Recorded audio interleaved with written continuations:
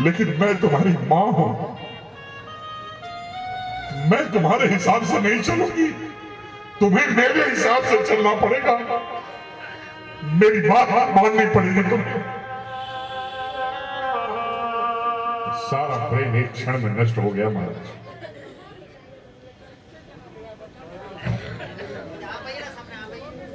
वसुदेव जी पर थोड़ी सी उसकी श्रद्धा थी। वो जानता था कि वसुदेव कभी असत्य नहीं कहता। उसने तलवार निकाली कि मैं देवकी की यही हत्या कर दूंगा, ना देवकी जीवित रहेगी, ना इसके पुत्र होगा, ना मेरी मृत्यु होगी,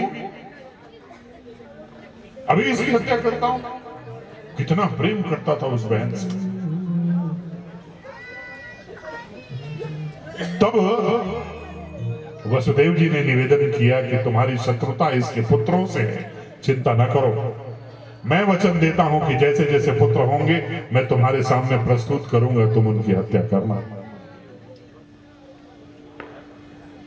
कंस को विश्वास था कि वसुदेव असत्य नहीं बोलते, कह दिया ठीक है चलो।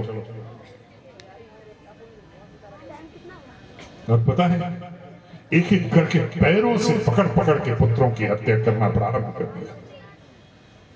और कारागृह के उसी कमरे में, उसी कक्ष में, आप समझे कि माता पिता के सामने उसके नवजात शिशु को पैर से पकड़कर दीवार पर मारकर यदि कोई उसकी हत्या करे तो उस मां के दिल में कितनी पीड़ा होगी। बार बार मूर्छित होकर देवकी जमीन पर गिर रही थी। और वसुदेव जी समझा रहे थे कि चिंता ना करो, मां चिंताम करो, चिंता ना करो, हमारा तारणहार जरूर आएगा। जैसे ही नवजात शिशु होता, कांपते हुए हाथों से धीरे धीरे धीरे धीरे लेकर के वसुदेव जी कंस के सामने जाते। अपने वचनों का मान रखना था उनको। हमारी वाणी का इतना मूल्य है कि अपने पुत्र तक की वाणी से आहुति देनी पड़े तो हम वाणी की रक्षा करेंगे, भले हमें वो स्वीकार हो। ऐसे वसुदेव थे। थोड़ा सा रोया भी, थोड़ा समझाया भी कंस को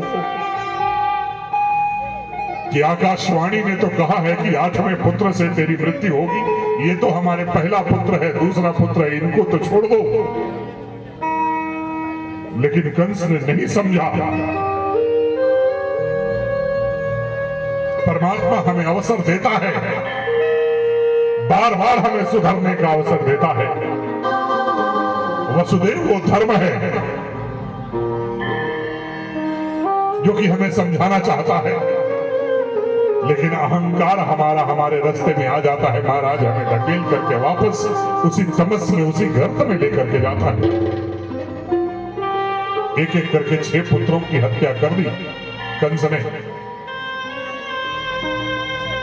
मां के गर्भ में जब बलदाऊ भैया आए, शेषनाग के अवतार, तो हमारे ठाकुर जी ने उस गर्भ को ही संकर्षित करके माता रोहिणी के गर्भ में स्थापित कर दिया।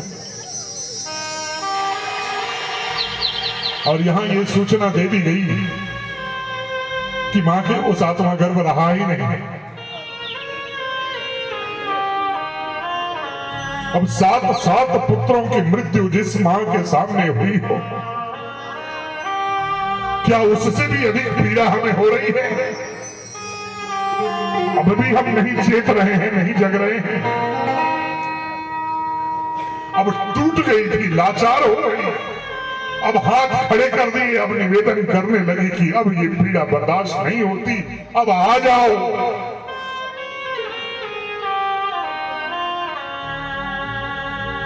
भगवान प्रकट हुए, मुस्कुरा रहे थे। मां तो देख करके रोई जा रही है, रोई जा रही है, रोई जा रही है। कहती है कि तुम ब्रह्मा हो, तुम नारायण हो, ये संपूर्ण सृष्टि तुम्हारे हिसाब से चल सकती है,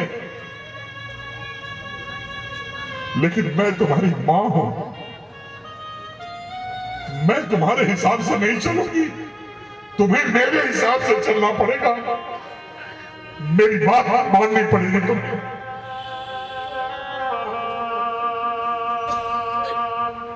तजहु तात यह रूपा, मुस्कुराते नहीं है, तुम्हें रोना पड़ेगा हमारे लिए। बहुत रुलाया है तुमने हमें, अब तुम्हें हमारे लिए रोना होगा। हमारी पीड़ा को, हमारी वेदना को समझना पड़ेगा मां। भगवान ने समझाया कि चिंता न करो, मैं आ गया हूं, पृथ्वी का भार मैं हरण कर लूंगा, घबराना नहीं।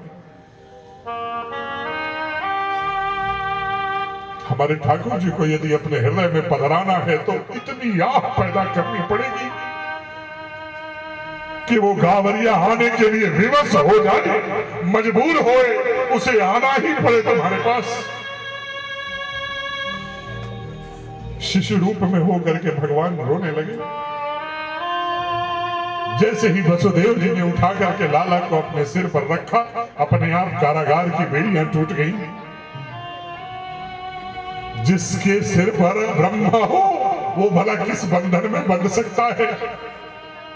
सारे बंधन अपने आप टूट गए, कारागार में प्रकाश हो गया। भगवान का आदेश हुआ था कि मुझे लेकर के गोकुल में जाओ, यशोदा मैया के पास मुझे रखो। वसुदेव जी टोकरी में लेकर के लाला को धीरे धीरे धीरे धीरे जाते हैं।